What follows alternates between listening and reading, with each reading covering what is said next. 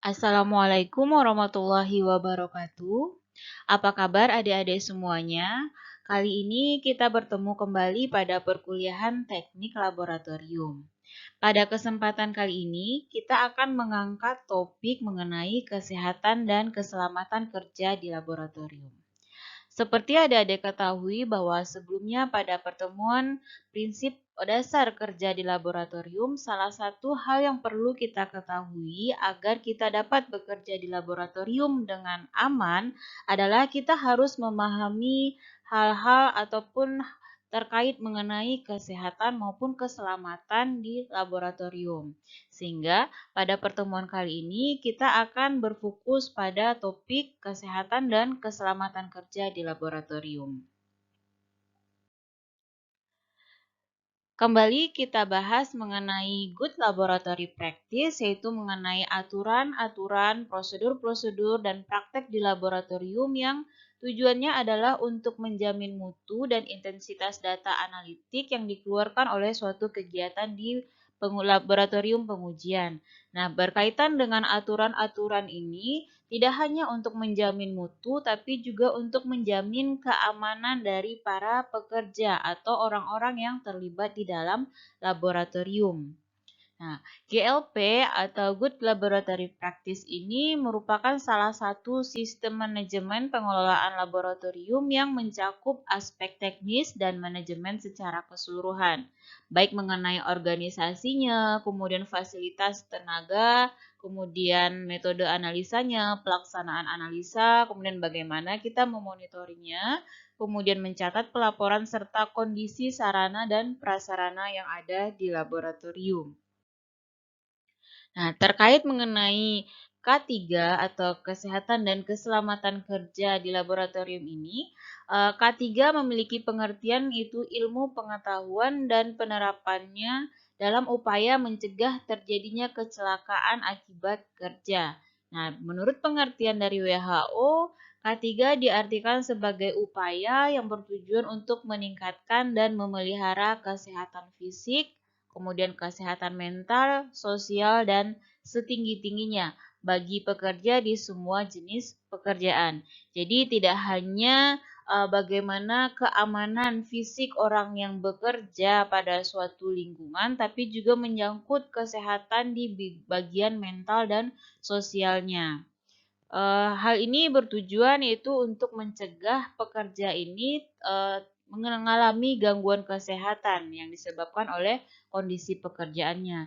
Apakah itu gangguan yang berkaitan dengan mental, sosial, atau bahkan yang mengakibatkan kecacatan fisik. Sehingga dalam suatu usaha atau dalam suatu tempat kerja itu perlu adanya K3, termasuk di dalam laboratorium. Adapun tujuan dari K3 atau tujuan diterapkannya K3 dapat dilihat pada slide, yaitu pertama adalah untuk melindungi keselamatan pekerja dalam melaksanaan pekerjaannya untuk kesejahteraan hidup dan meningkatkan produktivitas nasional. Jadi kan kalau orang bekerja tapi dia mengalami gangguan baik itu secara fisik, mental ataupun sosial akibat pekerjaannya, ini akan mempengaruhi kesejahteraan si pekerja ini. Kalau kesejahteraan si pekerja terganggu, artinya produktivitas secara nasional juga dapat terganggu. Kemudian tujuan yang kedua adalah menjamin keselamatan setiap orang lain yang berada di tempat kerja. Tidak hanya individu yang sedang melakukan suatu pekerjaan, tapi orang-orang yang ada di sekitarnya juga perlu dijamin dengan penerapan K3. Yang kemudian adalah sumber produksi terpeliharanya dan dipergunakan secara aman dan efisien. Nah, kalau kita lihat pada laboratorium, K3 itu berfungsi atau bertujuan untuk melindungi pekerja lab dan orang di sekitarnya dari resiko terkena gangguan kesehatan yang timbul dari kegiatan laboratorium. Nah, apa saja sih sumber-sumber kecelakaan yang bisa terjadi di laboratorium? Sumber-sumber kecelakaan ini sebenarnya dapat berasal dari beberapa aspek. Pertama, karena kurangnya pengetahuan mengenai bahan kimia dan proses-prosesnya. Kemudian kurangnya pengetahuan mengenai peralatan yang digunakan di laboratorium. Ini kalau seseorang yang bekerja dengan bahan kimia tertentu atau peralatan tertentu dan dia nggak tahu bagaimana spesifikasi dari bahan kimia maupun alat tersebut, maka ada kemungkinan dia akan mengalami kecelakaan kerja atau beresiko untuk mengalami kecelakaan kerja. Kemudian sumber lainnya adalah kurang jelasnya petunjuk kegiatan laboratorium dan pengawasan selama melakukan kegiatan di laboratorium. Jadi untuk melakukan suatu percobaan di laboratorium, terlepas itu adalah percobaan dalam skala pendidikan seperti yang adik-adik alami sekarang, ataupun percobaan yang sudah dalam bentuk skala penelitian, itu harus ada jelas petunjuknya dan kita sebagai pelaksananya harus ikut petunjuk-petunjuk atau tahap-tahap dari setiap percobaan ataupun tahap penelitian tersebut. Kemudian sumber lainnya adalah kurang atau tidak tersedianya perlengkapan keamanan atau pelindung kegiatan di laboratorium. Nah, kalau untuk laboratorium dalam manajemennya itu kan mereka harus melengkapi sarana dan prasarana, termasuk sarana dan prasarana jika terjadi kecelakaan kerja atau jika terjadi hal-hal yang tidak inginkan di laboratorium. Misalnya kalau terbakar, laboratorium haruslah menyediakan sarana maupun prasarana yang mampu mematikan apinya. Mereka harus punya apar atau mereka harus menyediakan pasir untuk mematikan api. Kemudian yang keempat adalah tidak menggunakan perlengkapan pelindung yang seharusnya digunakan atau bahan yang tidak sesuai. Ini kasusnya misalnya kita menggunakan suatu senyawa yang cepat menguap dan itu bisa menyebabkan kita halusinasi. Tapi ketika menggunakan itu kita justru tidak menggunakan masker. Akibatnya apa? Akibatnya senyawa ini akan masuk ke hidung, kemudian kita akan berhalusinasi dan efek lainnya kan tentu berbahaya untuk kita sendiri maupun lingkungan sekitarnya. Misalnya kita terjatuh atau bagaimana mengenai alat-alat yang lain juga akan membahayakan orang lain. Jadi kita harus tahu apa yang akan kita gunakan selama di laboratorium, itu baik itu bahan kimianya maupun alat-alatnya. Kemudian kalau kita sudah tahu kita mau pakai alat apa, mau pakai bahan kimia apa, tentunya kita akan mengantisipasi dengan alat ini atau pakai senyawa ini sebaiknya kita harus menggunakan masker atau kalau kita pakai alat ini sebaiknya kita harus menggunakan kacamata pelindung atau goggles atau kita harus menggunakan sarung tangan yang karet atau sarung tangan yang tahan panas. Nah, hal-hal seperti ini atau pengetahuan-pengetahuan kita mengenai apa yang akan kita lakukan dengan apa yang akan kita kerjakan ini akan sangat membantu kita untuk terhindar dari kecelakaan selama bekerja di laboratorium. Kemudian yang tidak kalah penting sumber terjadi kecelakaan itu adalah sifat ketidakhati-hatian seseorang dalam bekerja. Hal paling simpel mungkin ketika menggunakan pisau menyayat spesimen bisa saja melukai diri sendiri gitu ya. Selanjutnya kita akan melihat hal-hal apa saja sih yang perlu kita ketahui untuk mencegah kecelakaan di laboratorium. Setidaknya ada dua hal yang perlu kita perhatikan. Berhubung di dalam laboratorium, kemarin kita sudah membahas bahwa pengertiannya itu adalah suatu tempat yang identik di dalamnya itu dilengkapi dengan peralatan-peralatan, kemudian alat-alat, serta bahan kimia. Nah, untuk menghindari terjadinya kecelakaan di laboratorium, pertama kita harus mengenali terlebih dahulu bahan kimia apa yang akan kita gunakan. Tadi sebelumnya saya sudah bahas ya, bahwa bahaya-bahaya yang dapat terjadi ketika kita menggunakan bahan kimia itu sangat banyak. Bisa terjadi kebakaran, bisa terjadi ledakan, bisa terjadi keracunan, bisa terjadi iritasi, kemudian luka pada kulit, bahkan sengatan listrik. Ya. Jadi tergantung dari sifat bahan kimia ini. Dan sebelum kita menggunakan bahan kimia, alangkah baiknya kita mengetahui dulu sifat-sifat dari bahan kimia tersebut. Apakah dia mudah terbakar atau mudah menguap.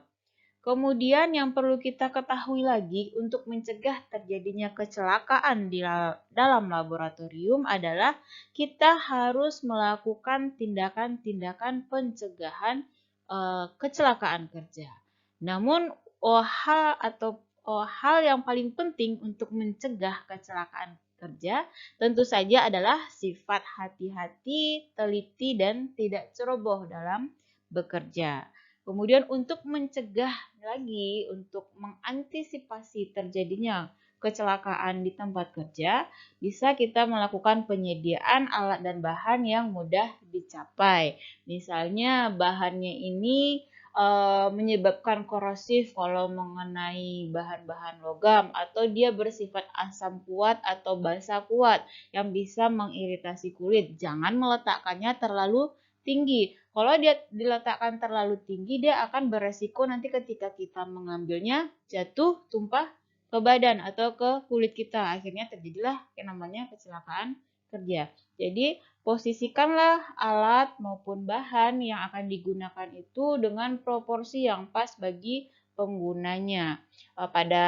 Pada penempatan bahan, sebelumnya kita juga sudah membahas pada pertemuan pertama ya, bahwa misalnya barang-barang yang itu sering digunakan, maka kita akan meletakkannya pada posisi yang lebih di depan atau lebih dekat sama penggunaan. Sedangkan barang-barang yang jarang digunakan boleh disimpan agak ke belakang.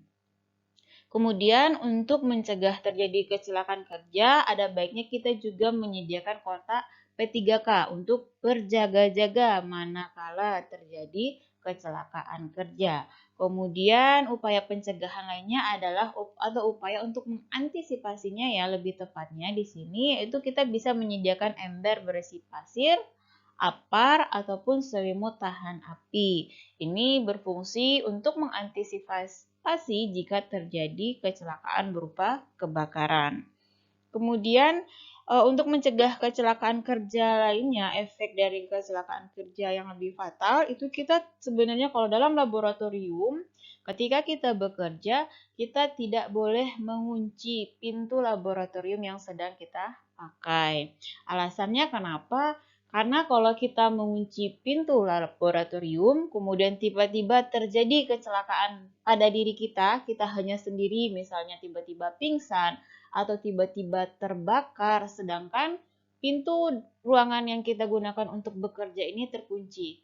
Alhasil apa? Orang yang ada di luar laboratorium tidak tahu kondisi kita yang sebenarnya apa. Akibat fatalnya pada diri kita sendiri. Bahkan di dalam laboratorium sebenarnya antara ruangan di laboratorium itu sebaiknya hanya disekat oleh kaca yang transparan.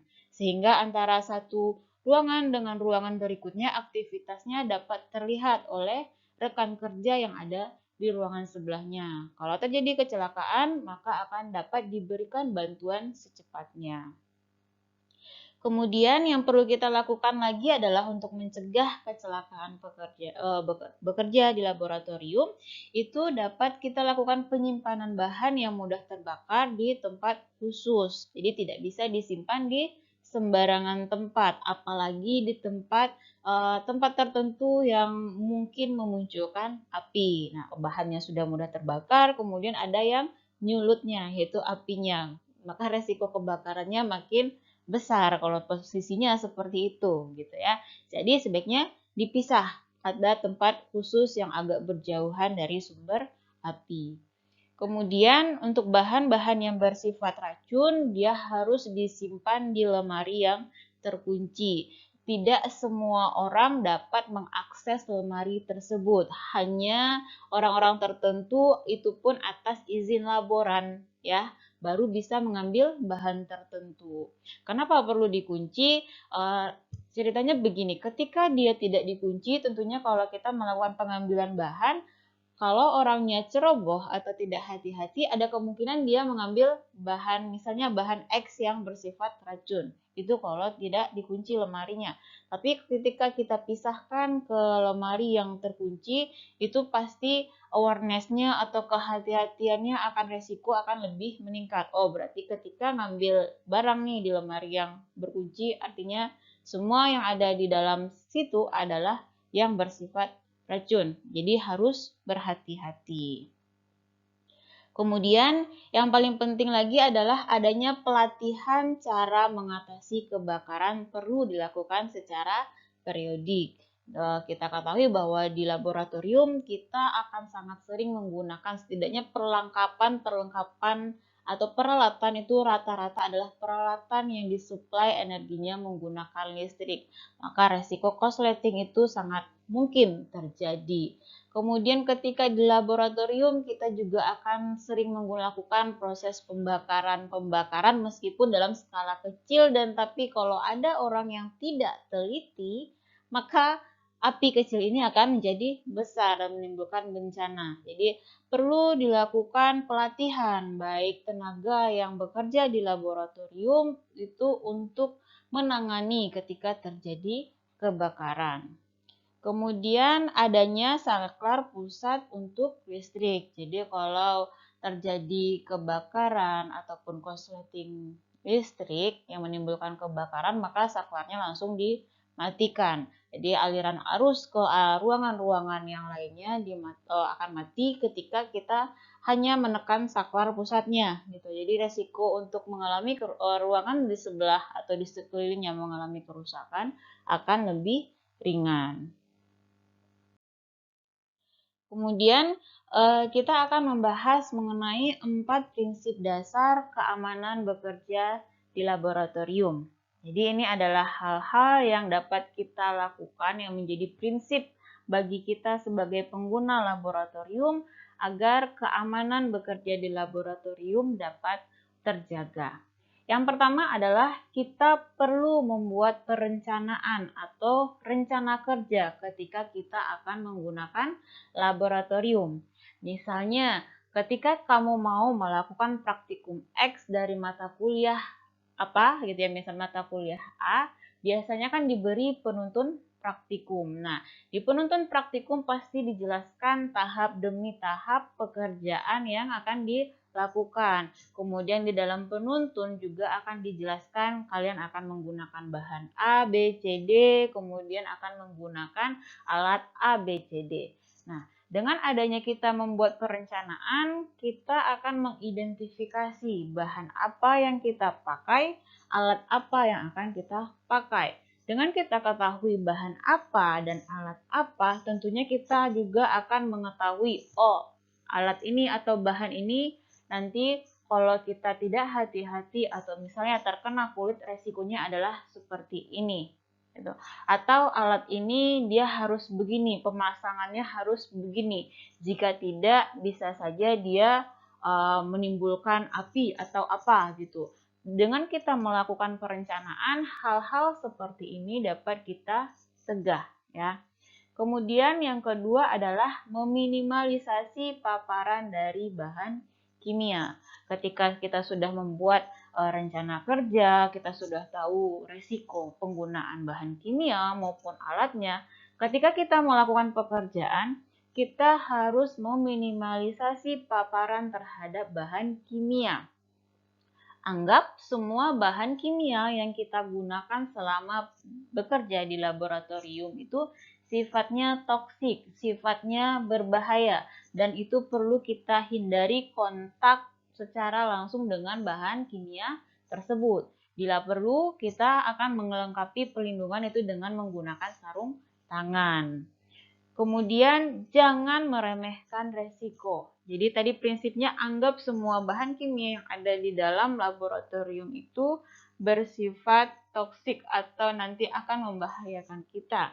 Nah, kita jangan meremehkan resikonya. Kita bisa menganalogikan bahwa ketika suatu bahan kimia ini berbahaya satu saja, maka ketika dia dicampur dengan bahan lain, resiko bahayanya akan meningkat.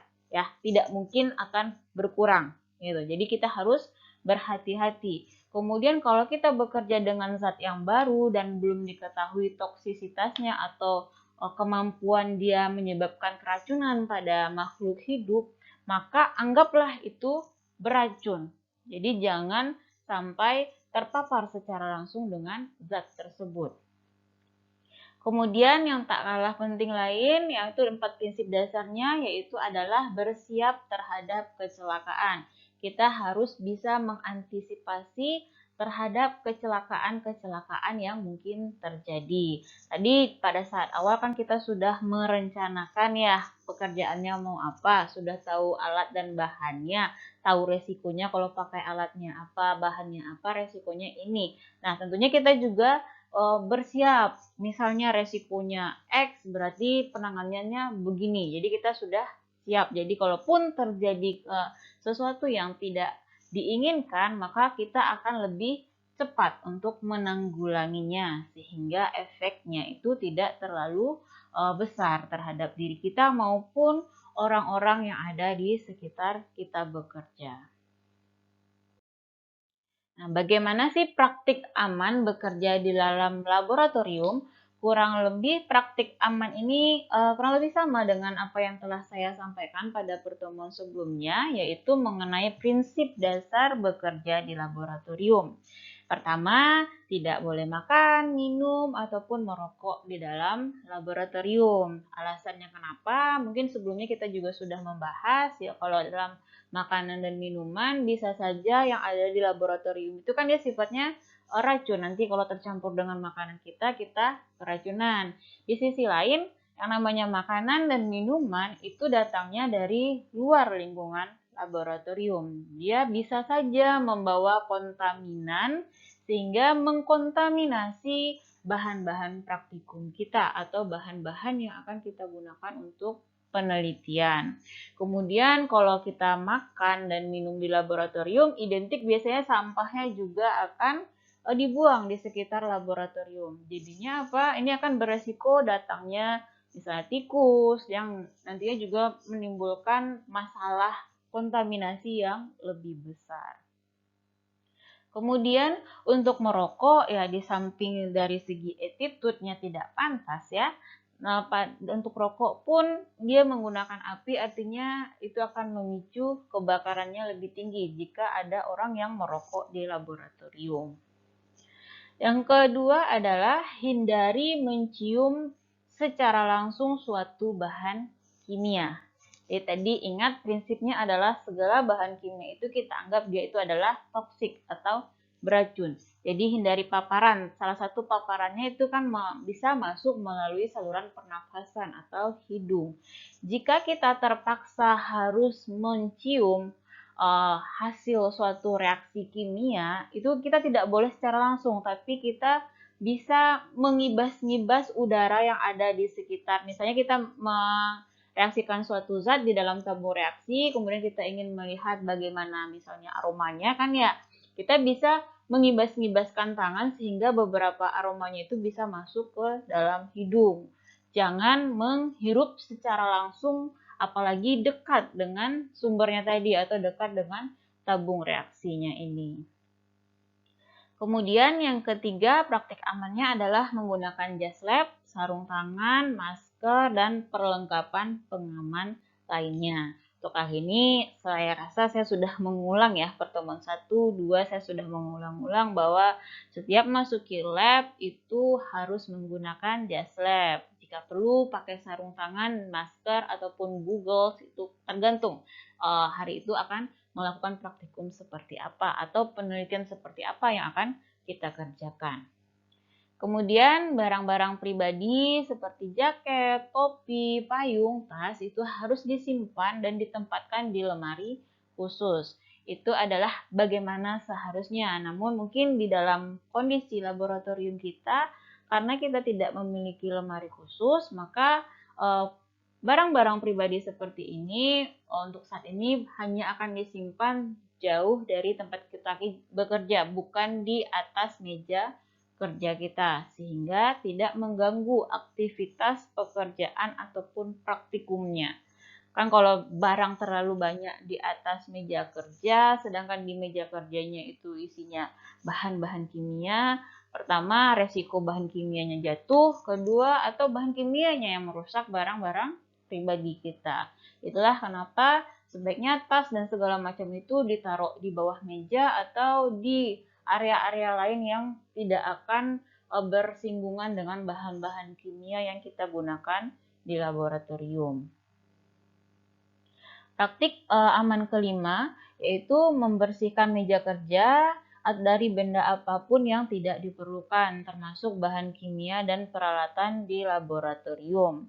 Jadi agar aman, misalnya di atas meja kerjanya habis dipakai oleh orang lain dan orang ini kelupaan membawa bahan kimia sebelumnya yang dia pakai dan kita akan bekerja, maka alangkah baiknya itu bahan-bahan kimia yang ada dan tidak akan kita gunakan tersebut disingkirkan terlebih dahulu. Karena kan kalau itu bukan bahan kimia yang kita akan gunakan, kita mungkin nggak tahu ya resikonya, karena itu tidak masuk dalam rencana kerja kita. Jadi sebaiknya itu disingkirkan gitu, dipindahkan jauh dari tempat kerja kita. Kemudian yang keenam adalah bahan-bahan yang bersifat aerosol atau mudah tersebar di udara harus diletakkan di lemari asam supaya tidak terhirup atau terhisap oleh pengguna laboratorium. Jadi beberapa bahan kimia itu yang biasanya digunakan terkadang dia memiliki kemampuan mudah menguap. Contohnya itu bisa eter ya, bisa aseton yang agak ekstrim itu adalah eter. Kalau dia terhirup, itu kita bisa teler, bisa bahkan pingsan ya. Mungkin kalau yang banyak baca bisa tahu eter itu adalah salah satu senyawa yang dulu pada zaman dahulu itu digunakan untuk membuat orang yang akan dioperasi itu dia tidak sadar, gitu ya. Sebegitunya efek dari eter. Nah, berhubung kita adalah orang-orang yang mungkin saja nantinya bekerja dengan eter, apakah itu untuk mengekstraksi suatu senyawa ya, untuk melihat aktivitas biologisnya, maka ada kemungkinan kita akan menggunakan eter. Nah, untuk eter ini sebaiknya kita bekerja di dalam suatu lemari, yaitu namanya lemari asam. Mungkin untuk adik-adik yang kemarin sudah ikut tur laboratorium, salah satunya itu ada di lab dasar, di lab kimianya, mereka dilengkapi dengan lemari asam. Di mana lemari asam ini dia dilengkapi oleh blower yang mencegah aliran udara itu datang ke arah orang yang bekerja. Dengan blower ini, udara yang ada di lingkungan pekerja itu akan disedot. Dia kalau ada aseton, asetonnya tidak mengarah ke hidung kita, dia akan disedot ke arah atas dari blowernya ini. Kemudian yang ketujuh adalah bersihkan segera segala macam tumbuhan bahan kimia, baik sedikit maupun banyak, dan buanglah pada tempatnya. Ini tidak hanya untuk kepentingan kita sendiri, tapi juga untuk kepentingan orang lain yang akan menggunakan lahan yang kita gunakan ini. Misalnya kita dalam praktikum atau dalam penelitian pakai senyawa apa, kemudian tumpah, kemudian dibiarkan orang lain baru datang, kemudian dia mikirnya itu air, ya sudah dilap saja pakai tisu, basah kena tangan, kan itu berbahaya ya. Karena dia nggak tahu kalau itu ternyata adalah senyawa, misalnya asam yang bisa menyebabkan iritasi pada kulit gitu. Jadi ketika terjadi tumpahan baik sedikit maupun banyak itu harus ditanggulangi secepatnya, harus dibersihkan secepatnya. Kemudian dibuang pada tempatnya, pada tempat sampah khusus, atau bisa juga kita encerkan terlebih dahulu menggunakan air. Selanjutnya adalah gunakan kacamata pelindung apabila bekerja di ruangan asam. Ya, ini untuk mencegah efek negatif dari bahan-bahan tertentu tersebut ke arah mata. Kemudian yang ke-9, gunakan selalu pelindung muka dan masker laboratorium supaya terhindar dari kemungkinan terjadinya percikan dan tumpahan bahan kimia. Kemudian bersihkan semua alat gelas sehabis pakai. Ini sangat penting kita lakukan ya, berhubung kebanyakan kegiatan laboratorium itu pasti menggunakan alat gelas. Kenapa perlu dibersihkan? Pertama, tentunya alat gelas pasti akan dibutuhkan oleh orang lain juga. Jadi nggak mungkin kan orang lain mesti mencuci bekas pekerjaan kita gitu. Jadi kita harus membersihkannya setelah digunakan. Kemudian kenapa langsung dibersihkan, nggak ditunda dulu? Kalau ternyata nih orang lain butuh dan dia mau tidak mau harus membersihkan, sedangkan dia nggak tahu itu bekas apa dan resikonya juga ke orang tersebut. Mungkin dia tidak melakukan perlindungan diri terhadap dirinya, tapi ini bekas bahan yang ada di gelas-gelas ini berbahaya. Jadi dia kan mengalami efeknya atau resiko pekerjaan di laboratoriumnya. Kemudian beberapa bahan tentunya juga dapat merusak alat-alat jika dibiarkan terlalu lama. Jadi angka baiknya ketika bekerja dengan alat gelas itu harus langsung dibersihkan. Kemudian buanglah peralatan gelas laboratorium yang retak atau dicurigai cacat karena berisiko pecah saat digunakan. Ini cukup jelas ya. Jadi kalau misalnya kita akan menggunakan tabung reaksi, tapi tabung reaksinya sudah mulai retak, itu sebaiknya jangan digunakan. Karena ketika digunakan mungkin nanti dia pecah, hasil zat yang ada dalam tabung reaksi tentunya akan tersebar di lingkungan pekerjaan kita. Jadinya kita akan berisiko terkena zat kimia tersebut. Atau bisa kalau tabung reaksi ini perlu kita panaskan, dia pecah ketika pemanasan. Belingnya bisa terbang kemana-mana yang dapat melukai siapapun. Kemudian bahan yang membahayakan kulit harus dipisahkan atau dilokalisasi penempatannya di dalam wadah dan ruangan tertentu. Jadi dipisah dari bahan-bahan yang sifatnya tidak merusak kulit. Yang ke-13 adalah setiap aktivitas di laboratorium harus dikaji ulang secara periodik akan kemungkinan bahayanya. Ini paling penting dilakukan oleh pengelola laboratorium. Jadi berdasarkan aktivitas misalnya selama 6 bulan terakhir, penelitian apa saja yang dilakukan di laboratorium ini, praktikum apa saja yang dilakukan di laboratorium ini. Ini perlu dikaji, biasanya dengan penelitian ini, dengan praktikum ini, resikonya apa saja, apakah kondisi laboratorium bisa mensupport jika saja terjadi kejadian yang tidak diinginkan atau terjadi kecelakaan pekerjaan. Nah, ini tuh perlu dianalisis secara periodik. Kemudian yang ke-14 yaitu setiap aktivitas yang melibatkan proses pencampuran atau reaksi bahan kimia harus ditunggui, tidak boleh dititipkan kepada orang lain di laboratorium apalagi ditinggalkan.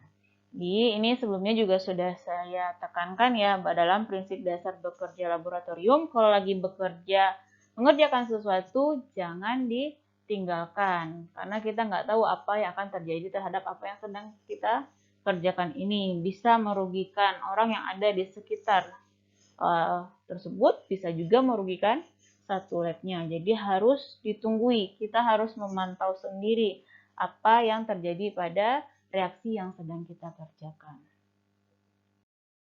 Nah, jika kita lihat apa saja kecelakaan yang bisa terjadi di laboratorium, ada 4 jenis kecelakaan yang umum, yaitu bisa keracunan, bisa luka, bisa percikan dan tumpahan zat, dan bisa kebakaran. Ini bisa diakibatkan oleh bahan kimia maupun diakibatkan oleh penggunaan alat-alat tertentu di laboratorium. Pada tabel 1 itu dapat adik-adik lihat bahwa tingkatan jenis kecelakaan kerja yang paling sering terjadi di laboratorium. Yang paling banyak terjadi itu adalah kontak dengan panas. Jadi biasanya itu ketika melakukan pemanasan, tidak hati-hati atau ceroboh, udah langsung tangannya dipegang ke alat yang tadi dipanaskan. Akhirnya tangannya bisa melepuh ya, atau nggak sampai ke tahap melepuh, intinya mengalami kesakitan gitu kulitnya. Bisa juga terkena tumpahan bahan kimia. Pasti kejadiannya adalah ujung-ujungnya itu ketidakhati-hatian. Bisa juga keluhan pusing, ini berkaitan biasanya dengan bahan kimia yang mudah menguap yang tidak kita sadari, terhirup, nah akhirnya kita pusing. Kemudian iritasi kulit itu biasanya terjadi kalau kita menggunakan bahan-bahan yang bersifat asam atau bahan-bahan yang bersifat kaustik, yang bersifat basa. Kemudian masih terkait tumpahan bahan kimia bisa juga mengenai mata. Kemudian terkena sengatan listrik. Ini kalau tidak hati-hati menggunakan alat yang menggunakan suplai energi dari listrik. Bisa jadi tangannya masih basah nih, tapi sudah digunakan untuk menyalakan atau nyolok alat listrik tertentu. Nah, ini resiko untuk mengalami serangan atau sengatan listrik itu akan lebih besar. Dan bisa terjadi ledakan, terjatuh atau terpleset, kemudian terkena pecahan gelas atau kaca, dan bisa kebakaran. Dan untuk yang paling banyak itu adalah kontak dengan panas. Dia harus hati-hati. Kita bekerja di laboratorium itu harus fokus mengenai tentang apa yang akan kita kerjakan. Nah, untuk mengamankan diri ataupun mengamankan lingkungan sekitar dari berbagai kecelakaan tadi, maka alangkah baiknya kita melengkapi diri kita dengan alat-alat keselamatan kerja ataupun laboratorium kita dengan alat-alat untuk menanggulangi kecelakaan kerja ini. Jadi kita harus menggunakan jas lab, kemudian sarung tangan, pelindung mata, kemudian setiap lab itu harus dilengkapi dengan alat atau keran untuk cuci muka jika saja nanti mengalami tumpahan zat kimia mengarah ke mata atau area muka ya. Jadi harus tersedia alat atau keran cuci mata, kemudian alat perlindungan saluran nafas kalau nantinya akan ada penggunaan bahan-bahan yang mudah menguap dan itu menyebabkan bisa keracunan atau apa. Jadi dilengkapi dengan alat perlindungan saluran nafas. Kemudian alat pemadam kebakaran, bisa selimut api atau pasir ya tadi saya sebutkan, itu untuk menanggulangi jika terjadi kebakaran. Kemudian tangga, kemudian karet penghisap, dan tanda peringatan keselamatan. Nah, untuk peralatan darurat yang perlu untuk mendukung tindakan untuk mencegah kecelakaan kerja ataupun keselamatan selama bekerja di laboratorium, yaitu ada kotak P3K, kemudian ada tandu, ada spill kit, kemudian peralatan dekontaminasi, kemudian pita demarkasi. Itu nanti untuk mengarahkan jika terjadi misalnya kebakaran, itu sesuatu yang paling tidak diinginkan oleh orang-orang.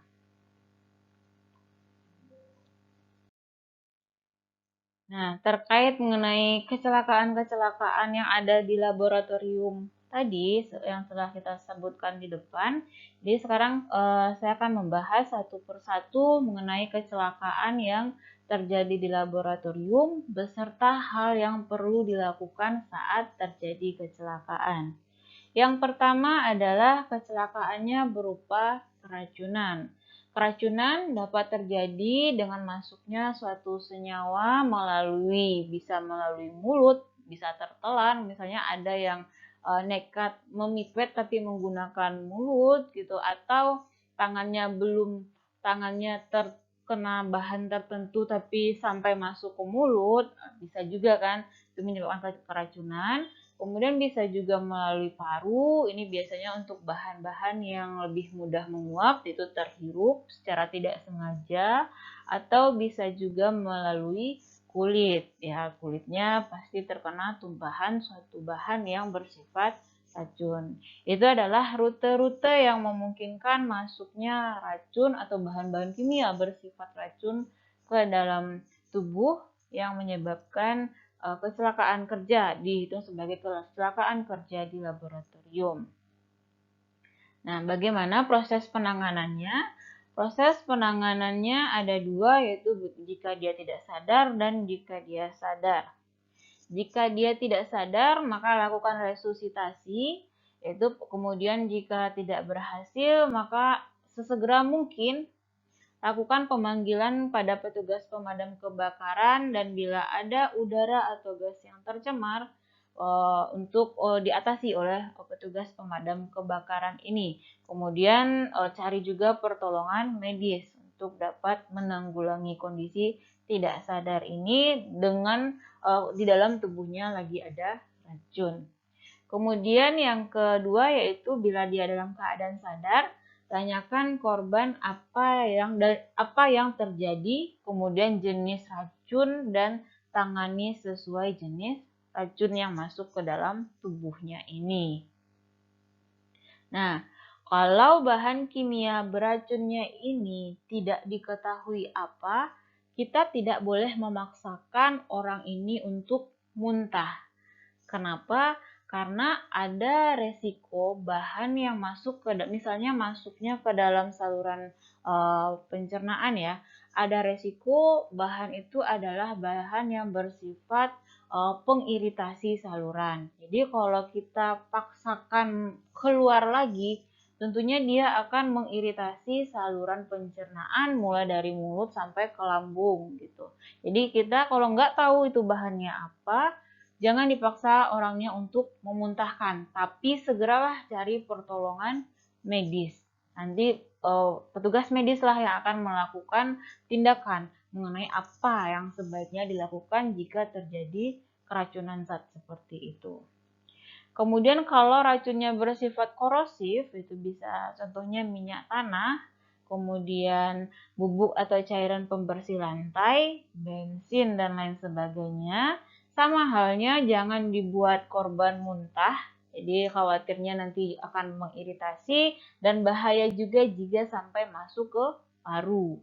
Kemudian cuci zat-zat yang masih tersisa di sekitar mulutnya, kumur-kumur, kemudian langsung panggil pertolongan medis. Kemudian kalau keracunannya itu berupa deterjen atau jamur dan makanan yang beracun, dan pasti ya ini penyebabnya itu adalah deterjen, jamur atau makanan yang beracun, bila memungkinkan dan korbannya masih sadar itu sebaiknya dimuntahkan. Nah, tapi usahakan muntahnya itu tidak sampai menyebabkan zat-zat ini sampai masuk ke dalam paru. Jadi itu dengan cara menengkurapkan orang yang akan disuruh untuk muntah ini.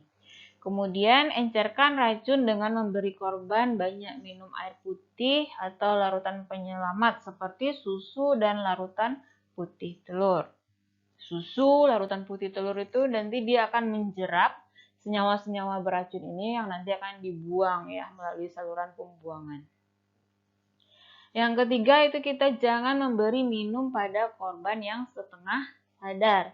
Jadi baik itu dia setengah sadarnya karena kecelakaan akibat keracunan di laboratorium atau dia misalnya pingsan ya yang menyebabkan dia tidak sadar, kemudian dia mulai sadar tapi masih dalam kondisi setengah sadar, jangan pernah memberi mereka minum.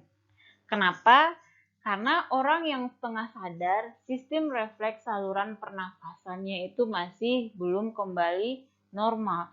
Ada kemungkinan air yang kita berikan ini masuk ke paru. Ya, sehingga itulah kenapa kalau orangnya pingsan atau orangnya kondisinya masih setengah sadar, tunggu dulu dia sampai benar-benar sadar, sampai dia tahu apa yang diminum atau dimakannya.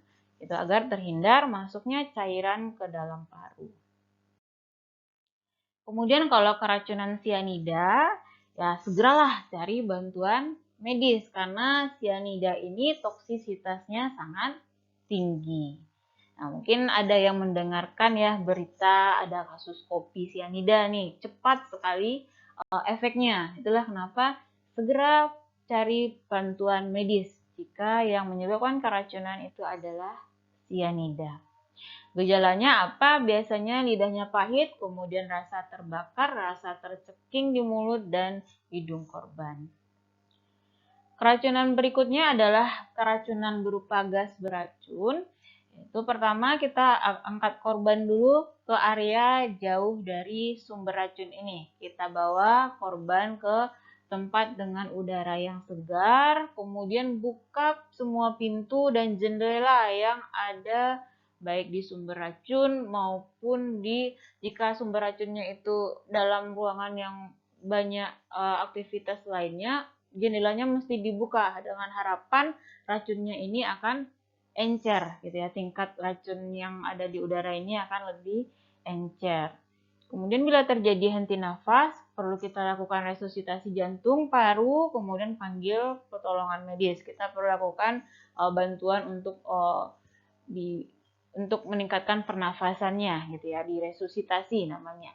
Kemudian bila korban kejang, letakkan pada ruangan agak gelap dan tidak bising. Ya kan biasanya kalau bising ataupun cahaya terlalu tinggi itu akan meningkatkan kepanikannya dan memperparah kondisi kejang.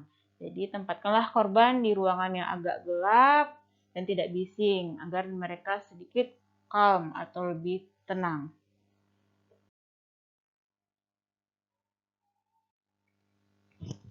Nah, berikut ini di dalam suatu tabel saya paparkan beberapa jenis zat-zat yang dapat menyebabkan keracunan. Ada zat alkalis, kemudian zatnya berupa asam kuat seperti sulfat, nitrit maupun HCl.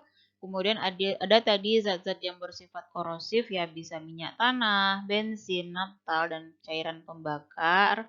Kemudian ada alkohol dan metanol.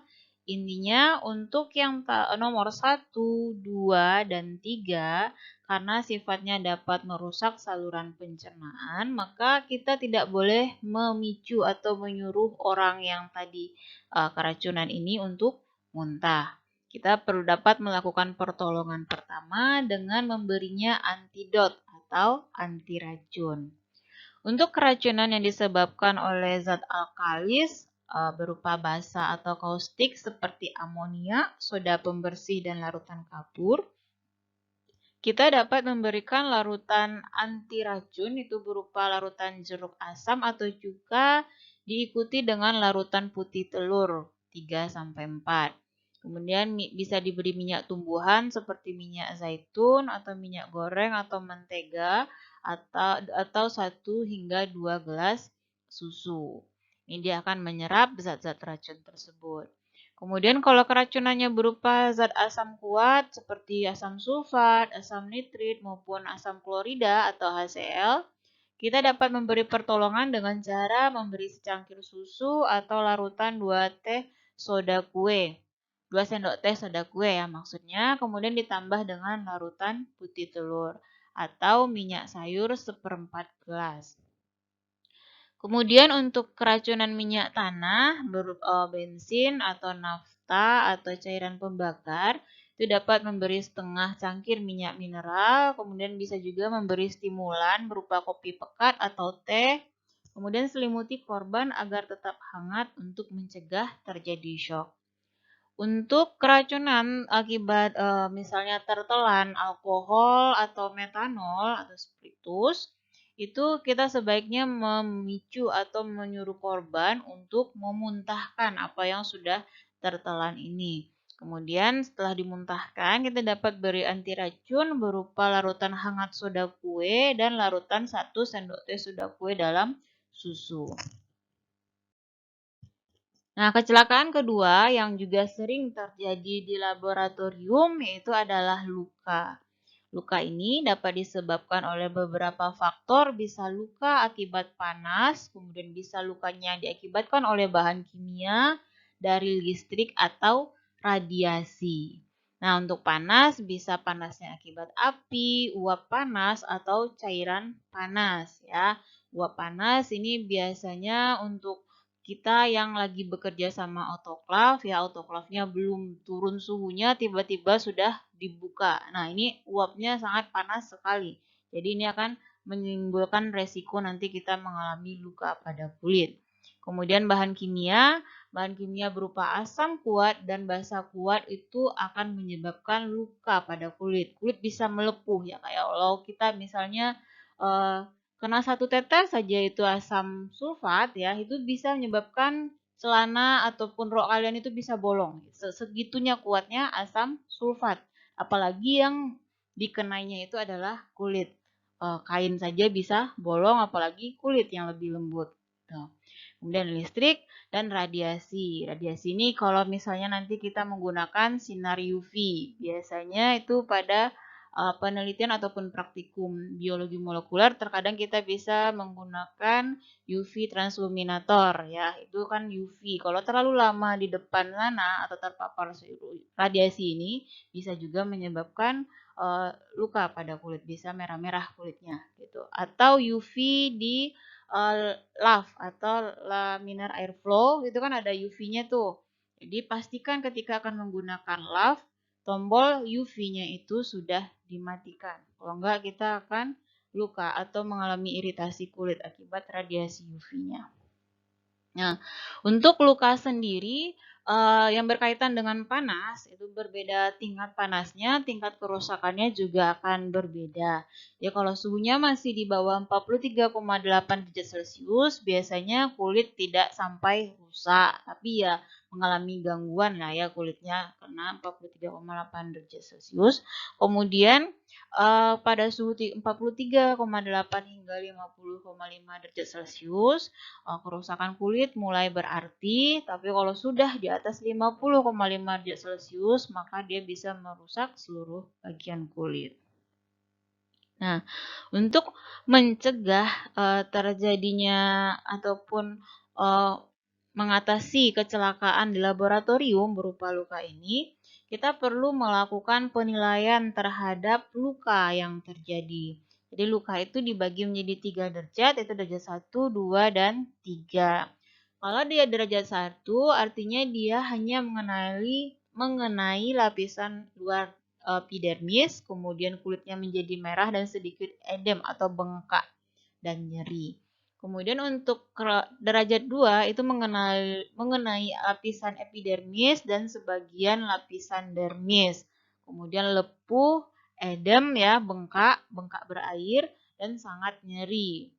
Kemudian untuk derajat 3 mengenali seluruh lapisan kulit, kadang mencapai kulit bawah. Kemudian lesi pucat, coklat hitam, kering, dan tidak nyeri. Ini kalau kasus kebakarannya sudah sangat parah gitu ya, sampai hitam kulitnya. Dan orangnya pun sudah tidak bisa merasa nyeri lagi ketika bagian yang terbakar itu tersentuh benda apapun gitu. Jadi ini sudah dianggap sebagai luka derajat 3. Nah, bagaimana pertolongannya? Bila mungkin segera bawa ke dokter. Kemudian bila tidak memungkinkan, lakukan perendaman tubuh yang terbakar dengan wadah berisi air dingin. Ya, pastikan air dingin. Kemudian bila luka bakar luas dan derajatnya berat, maka jangan menarik pakaian yang melekat pada luka. Jadi kalau terbakar pada area yang di sana ditutupi dengan pakaian, pakaiannya pasti nempel kan. Jadi jangan dilepaskan pakaian yang nempel ke kulit ini. Kenapa? Karena penarikan pakaian ini bisa saja memperbesar lukanya. Tuh. Kemudian jangan memberi minyak gosok, pelumas, odol ataupun antiseptik. Ini adalah kasus-kasus yang sering keliru terjadi di masyarakat. Misalnya terkena benda panas, misalnya terkena setrikaan, malah dikasih odol atau dikasih minyak pelumas gitu. Ini adalah cara yang salah. Kenapa saya bilang salah? Benda-benda ini atau zat-zat ini, odol, minyak gosok, pelumas itu dia sifatnya akan meningkatkan pembukaan pori. Jadi kalau orang sudah terbakar dikasih lagi cairan-cairan yang akan membuka pori, tentunya resiko bagian yang terbakar ini untuk dimasuki bakteri itu akan lebih tinggi. Kalau resiko dimasuki bakterinya lebih tinggi, resiko infeksinya juga lebih tinggi. Justru makan lebih membahayakan. Nah, ketika kita terbakar, alangkah baiknya itu cukup dialiri dengan air yang dingin. Jangan diberi yang aneh-aneh seperti odol seperti itu. Kemudian jangan memecah lepuhnya, dibiarkan saja kering secara alami ya. Langsung cari pertolongan medis jika memungkinkan untuk dilakukan mencari pertolongan medis. Kemudian namun pada kondisi tertentu tidak ditemukan pertolongan medis, ya kita bisa memberi pertolongan pertama. Biasanya kita bisa menyediakan salep-salep yang digunakan untuk luka bakar. Nah, kemudian untuk pertolongan pertama pada luka bakar kimia, maka bawalah korban ke kamar mandi, kemudian guyur dengan air hingga larutan kimia bersih dari tubuhnya. Kalau sudah bersih, bisa dilepas pakaiannya. Kemudian bila mengenai mata, hindari menggosok mata. Ini memperparah efek ya kalau kita gosok mata. Kemudian bersihkan matanya dengan cairan pencuci mata. Kemudian lalu langsung bawa ke rumah sakit. Kenapa perlu langsung dibawa ke rumah sakit? Karena meskipun dia terlihat sudah tidak ada lagi bahan kimia di badannya, bisa saja dia ada yang sudah masuk ke dalam kulit sehingga perlu observasi dari tenaga medis. Itulah kenapa kita perlu membawanya ke rumah sakit untuk memastikan sudah aman. Kemudian kalau lukanya disebabkan oleh benda tajam bisa tertusuk, maka pertolongan pertamanya adalah cabut benda tersebut dengan hati-hati. Kemudian ini dengan syarat bendanya bukan benda besar yang mengenai misalnya pembuluh darah ya. Itu kalau lukanya atau tertancap sedikit itu bisa dicabut dengan hati-hati. Kemudian kita dekontaminasi lukanya, artinya dibersihkan dengan cairan desinfektan. Kemudian diberi obat luka, kemudian diberi pembalut pada luka agar tidak terkontaminasi. Kemudian bila lukanya parah, maka carilah pertolongan medis. Jadi itulah kenapa tadi saya sebutkan, jika benda tajamnya itu hanya melukai sedikit tanpa mengenai organ-organ tertentu, ya bisa saja kan terkena apa yang mengenai organ tertentu selama di laboratorium, bisa jadi terjatuh di bawahnya ada benda apa gitu ya. Kalau dia tidak mengenai organ-organ tertentu, ya itu masih bisalah kita cabut. Tapi kalau dia sudah mengenai organ-organ yang membahayakan jika kita cabut, maka proses pencabutannya itu harus dilakukan oleh tenaga medis. Karena mereka sudah siap jika misalnya ini dilepas, darahnya mengucur banyak, tentunya mereka sudah ada tindakan untuk menyumbat aliran darah ini.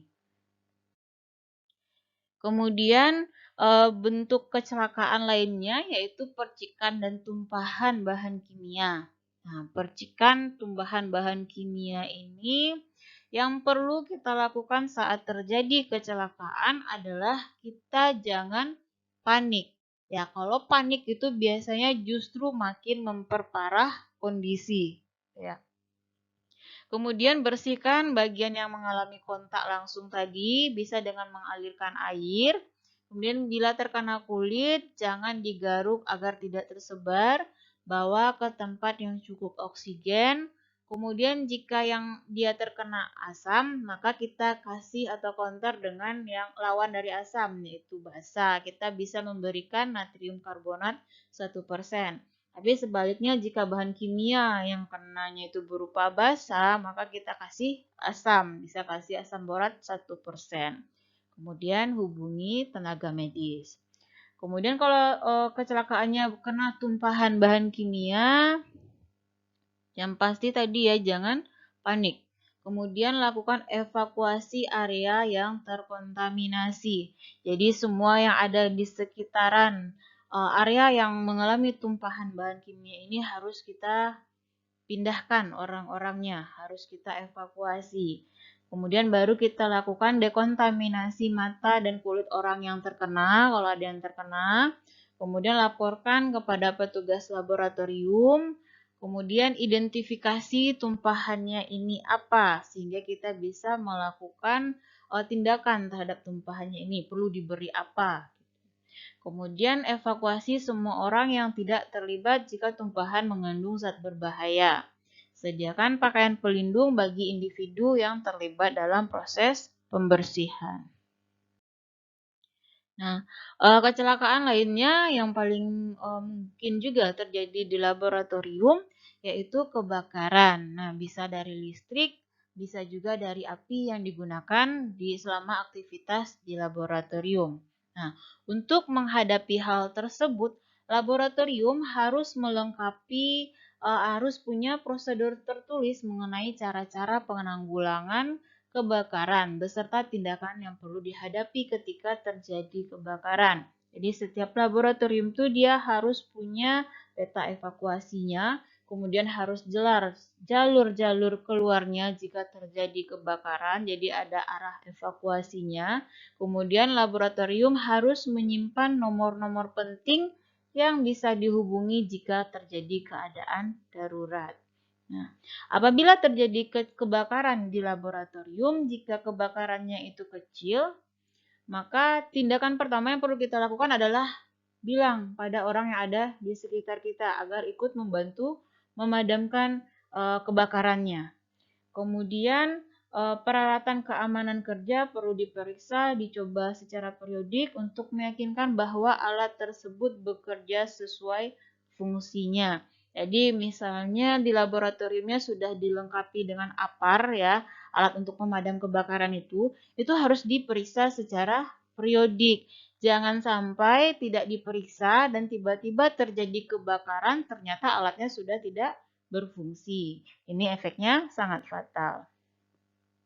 Kemudian kebakaran ini bisa terjadi secara spontan. Salah satunya bisa korsleting listrik. Kemudian hal lainnya adalah bisa muncul misalnya untuk lab-lab yang ada menggunakan minyak gitu. Pasti ada kain-kain lap lah yang digunakan untuk membersihkan minyak ini. Dimana nanti kain ini beresiko kalau sudah terkena panas atau dipicu sedikit api dia bisa terbakar. Jadi sebaiknya untuk kain-kain yang digunakan untuk membersihkan bekas minyak itu disimpan dalam wadah yang tertutup atau jauh dari sumber api.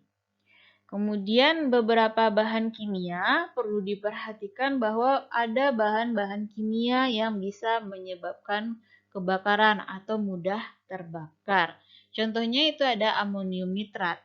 Dalam jumlah kecil dia tidak menyebabkan kebakaran, dia masih aman.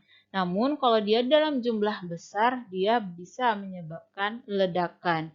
Jadi penyimpanan untuk amonium nitrat ini harus sangat hati-hati.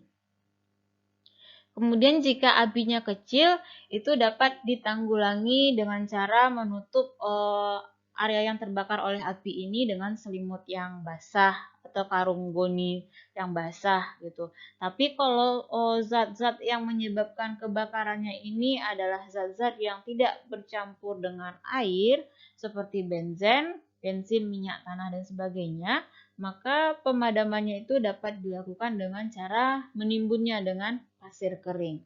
Jadi selain alat pemadam kebakaran atau APAR, sebaiknya laboratorium juga menyediakan pasir kering, stok pasir kering yang akan digunakan sewaktu-waktu jika terjadi kebakaran.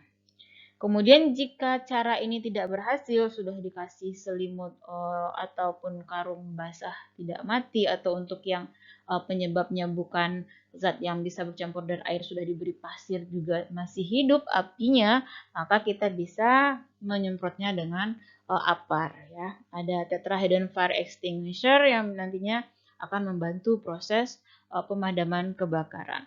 Dan jika kondisinya sudah menyebar luas ya yang tidak memungkinkan lagi pakai alat pemadam kebakaran sederhana yang biasa ada di laboratorium, tentunya kita harus langsung menghubungi pemadam kebakaran yang ada di sekitar lokasi.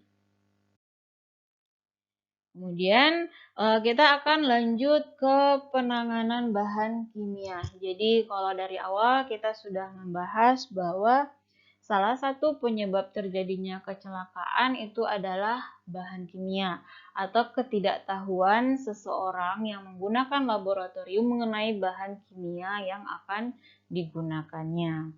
Nah, kenapa suatu bahan kimia itu perlu penanganan khusus ya? Karena bahan kimia ini sifatnya juga beraneka ragam dan resiko yang munculnya juga beraneka ragam. Jadi sifat bahan kimia itu ada bahan kimia bersifat racun atau toksik, ada yang sifatnya korosif, ada yang mudah terbakar atau flammable, ada yang mudah meledak atau eksplosif, ada yang sifatnya oksidator, kemudian ada yang reaktif terhadap asam, ada yang gas bertekanan, ada bahan kimia radioaktif. Banyak sekali jenis dan sifat bahan kimia dan resikonya pun juga banyak. Tadi sudah kita sebutkan ya resiko-resiko apa saja yang munculnya. Karena resiko-resiko yang bisa muncul ini, maka bahan kimia itu perlu penanganan khusus baik dalam proses penyimpanannya maupun dalam proses pengangkutannya. Misalnya dari pabriknya ke distributornya, dari distributornya sampai ke laboratorium yang menggunakannya. Itu perlu penanganan khusus. Nah, penanganan khusus ini bisa kita lihat atau kita identifikasi melalui simbol-simbol yang biasanya ditampilkan pada wadah bahan kimia yang akan digunakan ini. Di setiap wadah bahan kimia itu biasanya ditempeli atau dilengkapi dengan berbagai macam simbol yang menyatakan sifat dari bahan kimia tersebut, yang menyatakan resiko yang muncul atau yang mungkin terjadi jika terjadi ketidakharusan dalam proses misalnya pengangkutan, harusnya disimpan dalam wadah yang kedap udara tapi disimpan dalam wadah biasa saja, itu bisa menyebabkan kebakaran gitu ya. Jadi harus dilengkapi pada wadahnya, begitu juga dokumen pengangkutannya. Nah, pada slide saya, adik-adik bisa melihat beberapa simbol-simbol yang biasanya akan adik-adik temui ketika menemukan suatu wadah bahan kimia. Ya, ada yang bersifat seperti api, itu adalah untuk bahan kimia yang mudah terbakar. Kemudian ada yang seperti ada ledakan ya untuk zat-zat kimia yang mudah meledak. Nah, ini selanjutnya kita akan membahas bahan-bahan kimia beserta simbolnya ini. Pertama adalah bahan kimia yang bersifat racun atau toksik ya. Kalau yang racun atau toksik sudah pasti dia akan membahayakan kesehatan dan efek paling fatalnya yaitu kematian. Nah, untuk simbolnya itu dapat dilihat pada slide, ada 4 jenis simbol yang menyatakan tingkatan ketoksikannya atau tingkat racunnya ini.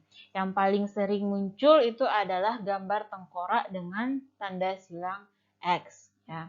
Kemudian bisa juga yang di bawah ada inhalation hazard, berarti kalau dihirup dia berbahaya. Kemudian ada kata poison, berarti dia beracun. Kemudian infectious substance, berarti agen-agen yang bersifat penginfeksi.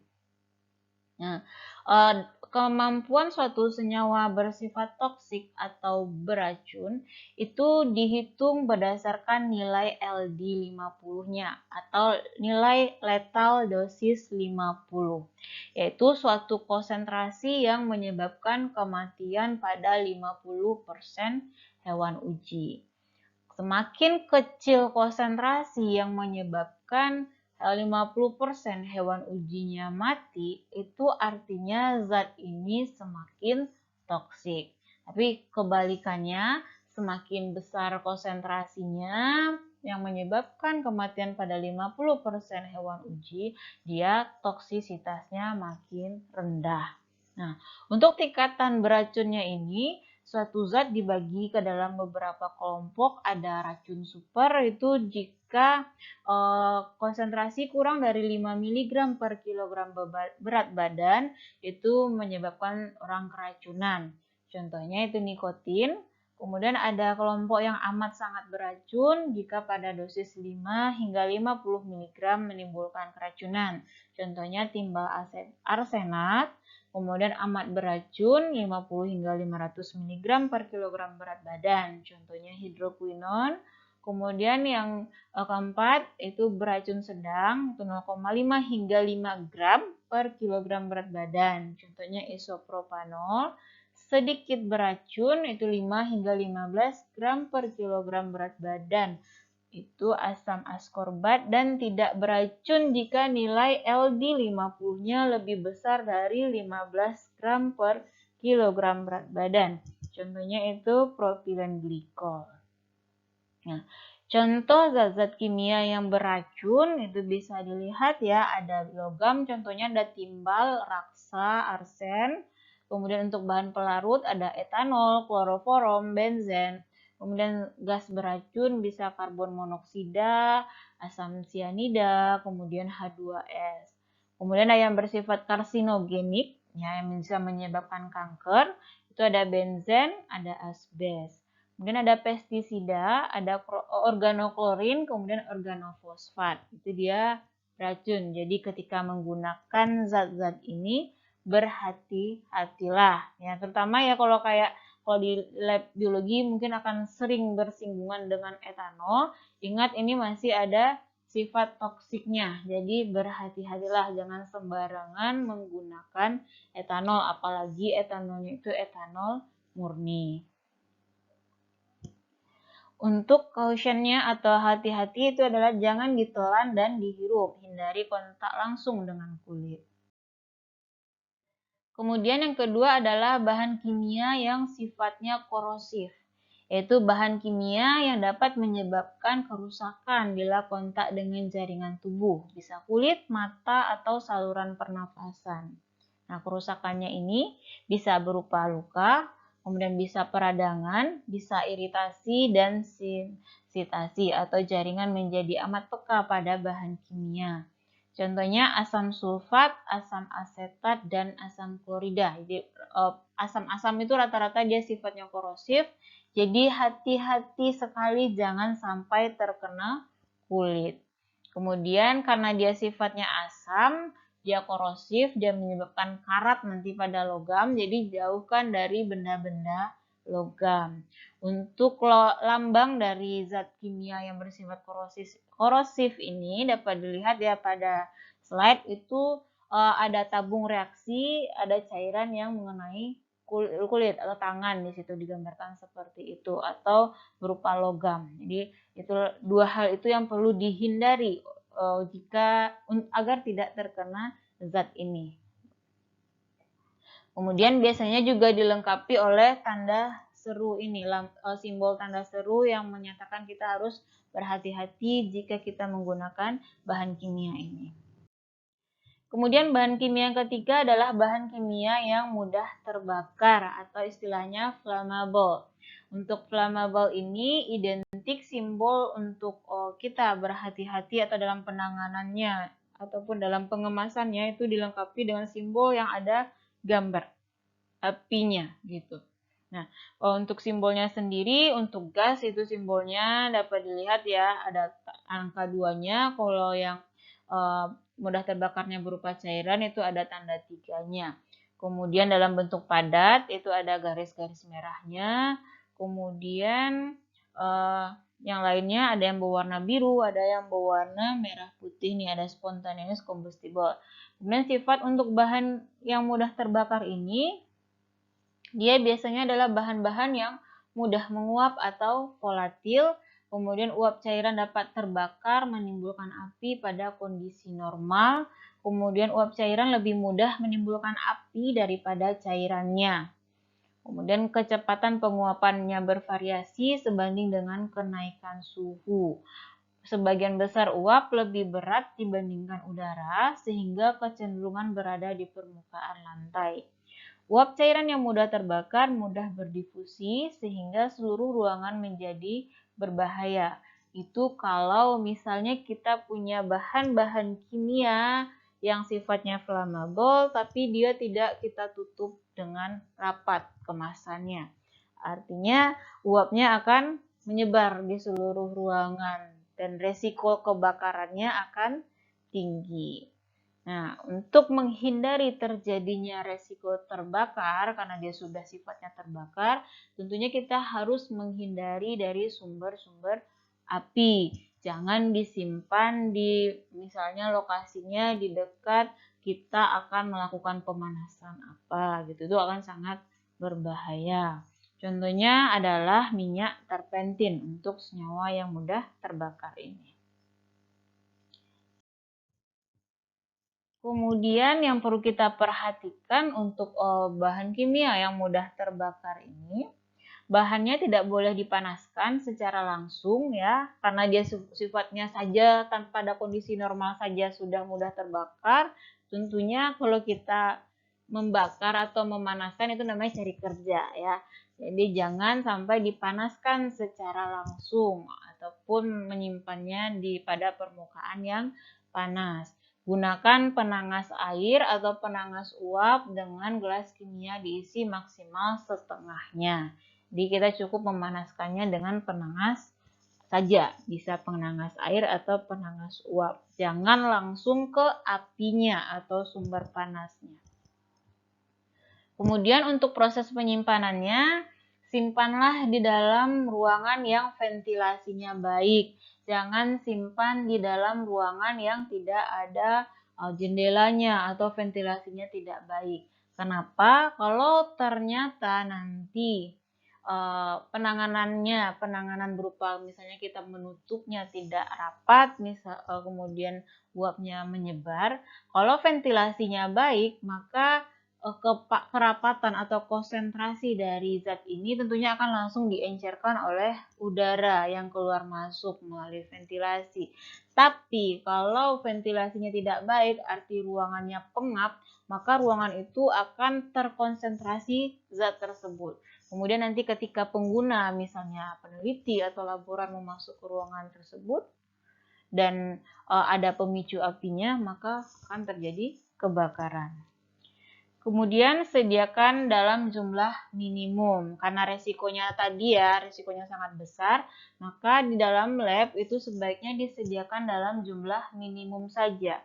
Setiap lab harus memperkirakan untuk bahan yang flammable ini biasanya penggunaannya berapa. Maka penyediaannya ya cukup beberapa lebihnya dari kebutuhan itu. Kemudian untuk mengantisipasi tentunya kita perlu menyediakan alat-alat yang dapat kita gunakan untuk memadamkan api atau memadamkan kebakaran. Dan jangan membuang cairan ke dalam bak cuci. Kenapa? Ingat tadi sifatnya dia justru uapnya lah atau uapnya yang lebih berbahaya kalau dia bisa masuk sampai ke pipa dan menyebar ke seluruh ruangan, tiba-tiba ada yang mantik apinya, seluruh ruanganlah yang akan terbakar. Kemudian jangan disimpan berdekatan dengan bahan yang korosif, nanti ya itu namanya cari masalah gitu ya. Kemudian botol penyimpanannya tidak diisi penuh, harus diberi ruang. Jadi jangan diisi penuh, biasanya diisi 3/4-nya gitu, jangan sampai penuh.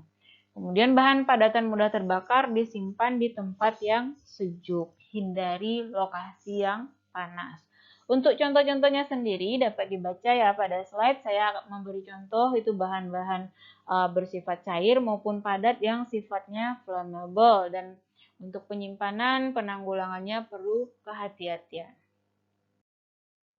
Selanjutnya adalah bahan kimia yang mudah meledak. Kalau tadi mudah terbakar, sekarang mudah meledak. Nah, zat padat dan cair yang atau campuran keduanya karena suatu reaksi kimia dapat menghasilkan gas dengan jumlah dan tekanan yang besar serta suhu yang tinggi sehingga menimbulkan kerusakan di sekelilingnya. Artinya dia meledak, kan kalau meledak tuh pasti efeknya lumayan parah untuk sekelilingnya.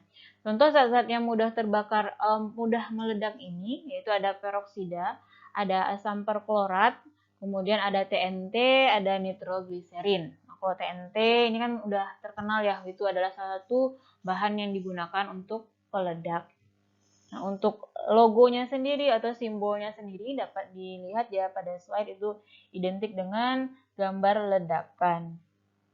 Nah, untuk tandanya atau 1,1-nya atau 1,2 itu berkaitan dengan kelas atau tingkat kemudahannya untuk meledak. Kemudian untuk bahan yang mudah meledak ini perlu kita hindari dari pukulan atau benturan atau gesekan pemanasan, kemudian api dan sumber nyala lainnya. Karena hal-hal inilah yang biasanya memicu terjadinya ledakan. Kemudian bahan kimia yang bersifat oksidator, dia bahan kimia yang dapat menghasilkan oksigen dan menyebabkan kebakaran bahan-bahan lainnya. Lambangnya dapat dilihat pada slide, masih mirip sama yang flammable, tapi ini menyatakan sifat oksidator dari suatu zat, ya diberi warna kuning. Kemudian dia ada dua kelas, ada substansi yang mudah mengoksidasi dikodekan dengan 51 dan ada kelas khusus yaitu peroksida organik. Nah, untuk bahan-bahan yang mudah mampu beroksidasi ini, ya kita perlu menghindari dari panas dan reduktornya atau lawannya dari oksidator itu adalah reduktor. Jadi perlu dijauhkan. Contoh dari bahan kimia yang bersifat oksidator itu ada klorat, perklorat, bromat, peroksida, asam nitrat, kalium nitrat, kalium permanganat, bromin, klorin, fluorin, dan iodin. Ingat ya, untuk oksidator sendiri dia juga bisa menyebabkan kebakaran. Kalau ada disimpan misalnya dalam senyawa, misalnya didekatkan dengan reduktor, kan biasanya oksidasi, reduksi, kadang-kadang produk sampingnya adalah oksigen gitu. Oksigen ini bisa menimbulkan kebakaran. Ketersediaan oksigen itu dapat meningkatkan api. Kemudian bahan kimia reaktif terhadap asam atau acid sensitive substance itu adalah peroksida, bahan kimia yang mudah bereaksi dengan asam menghasilkan panas dan gas yang mudah terbakar, gas-gas beracun dan korosif. Contohnya KMNO4, kemudian kalium perklorat atau KClO3.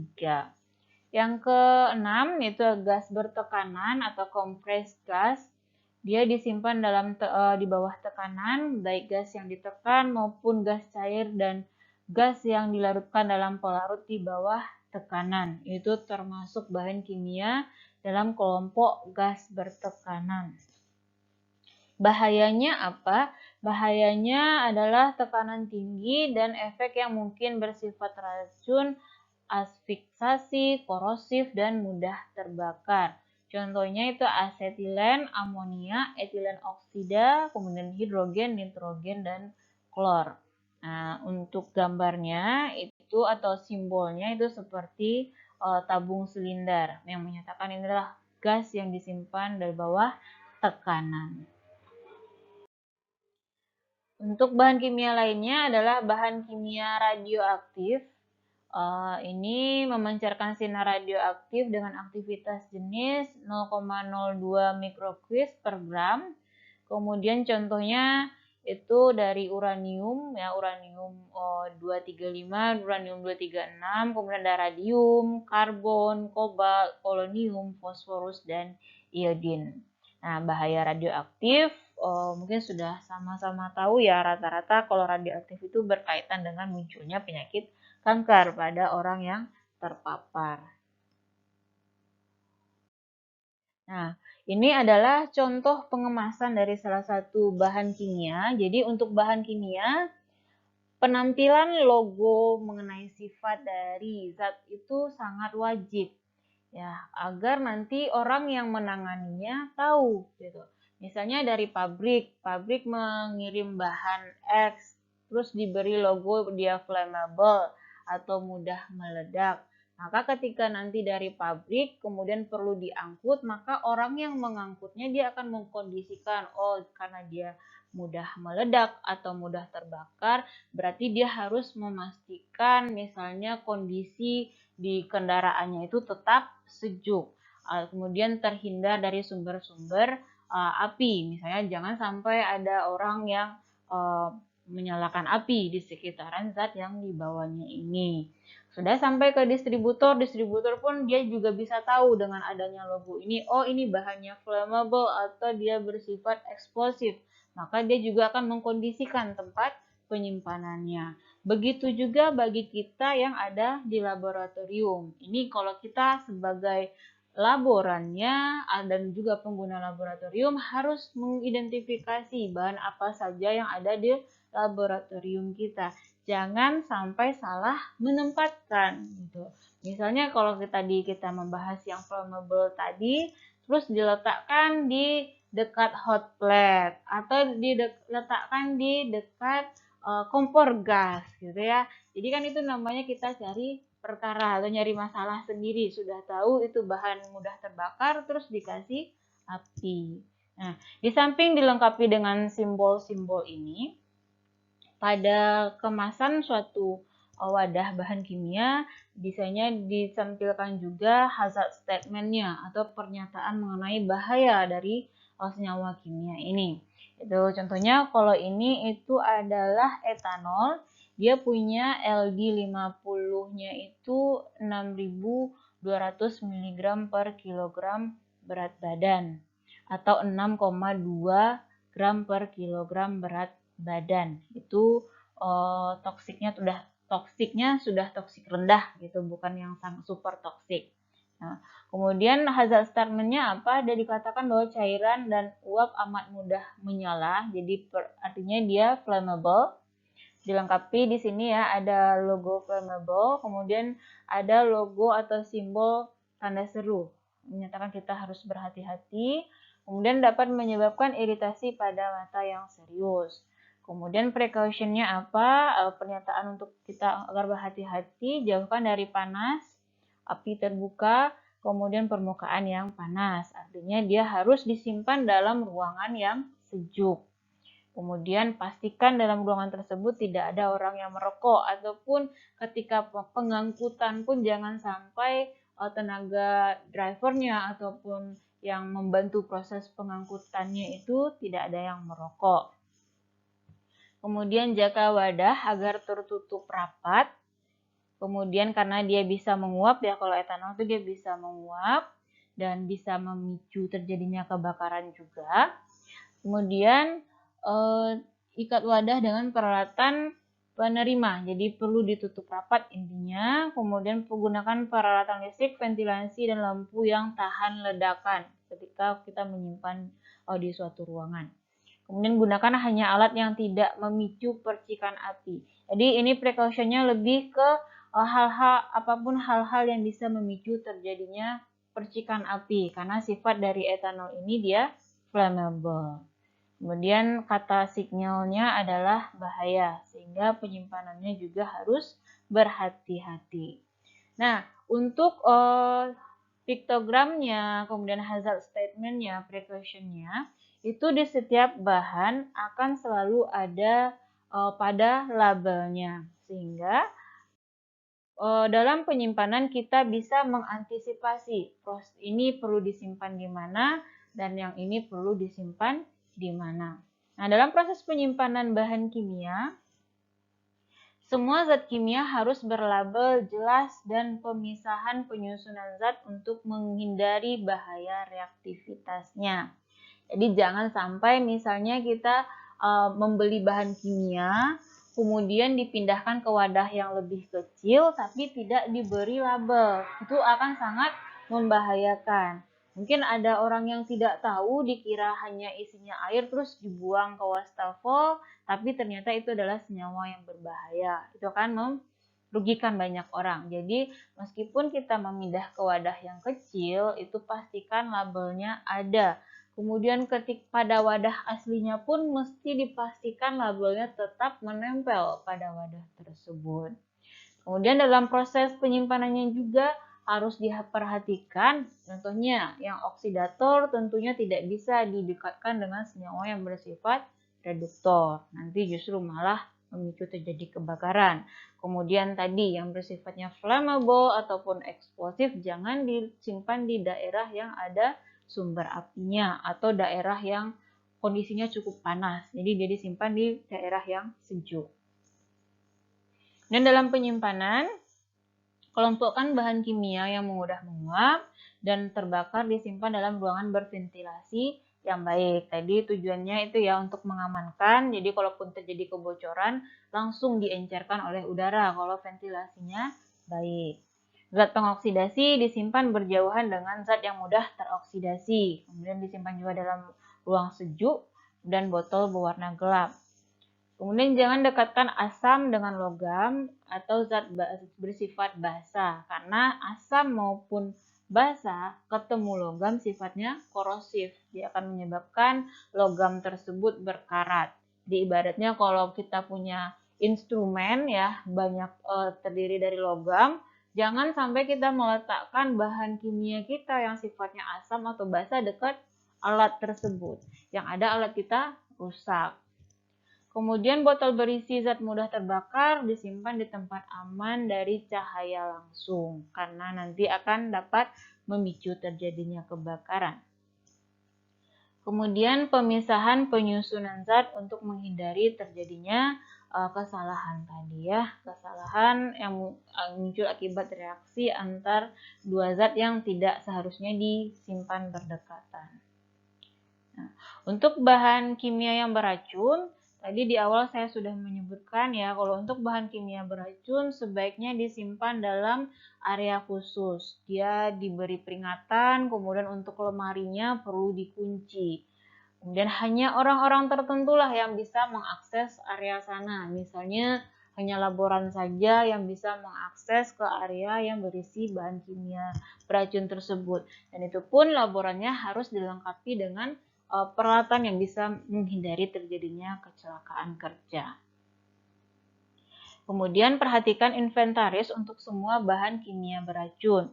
Untuk bahan kimia beracun ini kita sebaiknya menyimpan sama seperti ketika kita menyimpan bahan-bahan yang bersifat eksplosif atau flammable. Kita menyimpannya dalam jumlah yang minimal.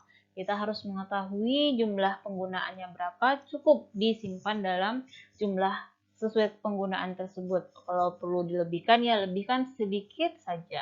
Jangan sampai menyetok dalam jumlah yang banyak. Nah, begitulah bagaimana keselamatan dan kesehatan dalam dunia pekerjaan, terutama untuk di laboratorium. Jadi, apa yang perlu kita lakukan, ya tadi saya sudah menjabarkan ada 4 prinsip yang perlu kita lakukan agar kita bisa bekerja di laboratorium. Salah satunya itu kita harus melakukan persiapan ya dengan membuat rencana kerja.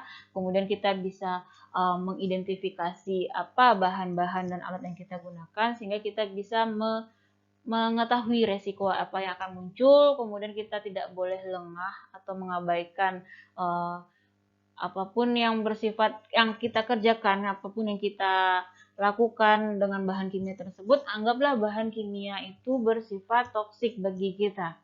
Kemudian bersiaplah untuk terjadinya kecelakaan dengan cara yaitu kita harus tahu tindakannya kalau dia bahan kimianya apa, kemudian bahayanya apa, kemudian apa yang harus kita lakukan ketika terjadi bahayanya ini. Sehingga kita bisa dapat melakukan aktivitas di laboratorium yang bisa menjamin keselamatan kita dalam bekerja. Sebagai praktikum ya, karena ini kuliah praktikum ya, sebagai praktikum silahkan adik-adik melakukan analisis dengan cara melakukan studi literatur, bisa menggunakan internet ataupun berdasarkan foto yang sebelumnya adik-adik telah ambil pada pertemuan pertama. Pada pertemuan pertama, saya sudah mengajak adik-adik ke ruangan yang berisi bahan kimia yang ada di laboratorium biologi. Kemudian saya juga sudah menyuruh adik-adik untuk memfoto list bahan kimia apa saja yang ada di laboratorium biologi. Nah, sekarang berhubung kita belajar mengenai keselamatan kerja dan kita membahas bahwa bahan kimia itu dia dilengkapi dengan label-label atau piktogram-piktogram yang menyatakan sifatnya dan apa yang perlu kita perhatikan ketika bekerja dengan bahan kimia tersebut. Jadi pada praktikum ini silahkan lakukan studi literatur dengan mencari piktogram apa yang ada pada bahan kimia yang ada di dalam laboratorium biologi kita. Jadi tidak perlu datang langsung ke laboratorium biologi untuk memfoto kemasannya, cukup lakukan studi literatur ya. Misalnya di dalam list lab biologi ada etanol. Silahkan nanti cari di internet etanol itu nanti piktogramnya apa. Kayak tadi yang saya tampilkan di slide sebelumnya gitu. Jadi apakah dia flammable, apakah muncul piktogram berupa simbol hati-hati gitu ya, silahkan ditulis. Di list semua bahan kimia yang ada, kemudian diklasifikasikan penyimpanannya berdasarkan piktogramnya tadi atau berdasarkan simbol pada wadahnya tadi. Kemudian kalian identifikasi, kemarin kan sudah memfoto listnya, artinya yang dalam satu list itu dia disimpan bersamaan ya. Kalian identifikasi dalam list-list tersebut adakah satu atau beberapa bahan kimia yang seharusnya mereka tidak bisa disimpan bersamaan. Silahkan diidentifikasi untuk menjawab pertanyaan kedua saya, yaitu jelaskan bagaimana penyimpanan bahan kimia di lab biologi, apakah sudah disimpan pada kondisi yang ideal, ya tadi ya, apakah misalnya ada satu atau dua bahan yang ternyata seharusnya tidak disimpan bersamaan. Jika belum ideal, kondisi ideal seperti apakah seharusnya untuk bahan kimia ini. Misalnya dalam list muncul bahan yang tingkat toksiknya super toksik atau racun super, tapi dia disimpan bersama bahan-bahan yang biasa, misalnya NaCl yang tidak toksik, kan harusnya tidak seperti itu. Yang super toksik ini harus disimpan jauh atau di lemari khusus. Nah, misalnya ya adik-adik ya. Jika terjadi hal tersebut, maka silahkan dijawab untuk pertanyaan kedua ini. Ada penyimpanan yang tidak ideal di dalam laboratorium biologi, yaitu berupa penyimpanan senyawa X bersamaan dengan senyawa yang lainnya. Kemudian seharusnya senyawa X ini disimpan di mana? Silahkan dijelaskan. Untuk laporan sendiri, itu laporan bersifat kelompok ya, silahkan dikerjakan secara berkelompok dan dikumpulkan sesuai dengan batas waktu yang akan saya tentukan di Edlink. Oke, sekian saja yang dapat saya sampaikan pada kuliah praktikum kali ini. Jadi kuliah maupun praktikum kali ini kita lakukan secara online, ya kuliah melalui video ini, dan untuk praktikumnya silahkan melakukan studi literatur secara berkelompok. Baik, akhirul kalam. Assalamualaikum warahmatullahi wabarakatuh.